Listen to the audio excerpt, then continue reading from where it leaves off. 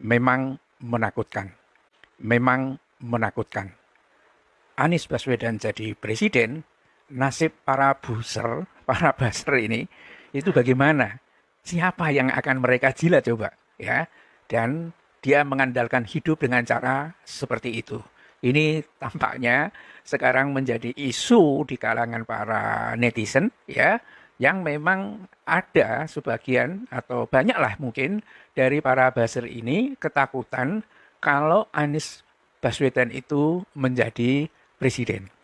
Ya, memang menakutkan. Dan kalau kita lihat tracknya, kemudian kita ditanya ini, ya, siapakah tokoh di negeri ini yang paling banyak diserang oleh para buzzer itu? Tidak ada lain kecuali Anies Baswedan. Dan kenapa mereka diserang sampai seperti itu? Yaitu tidak lain karena Anies memang tidak bisa ditundukkan, mungkin ya, dengan uang, dengan kekuasaan yang lain, dengan godaan-godaan begitu. Memang menakutkan. Anies Baswedan jadi presiden, nasib para buzzer, para buzzer ini, itu bagaimana? Siapa yang akan mereka jilat coba? Ya,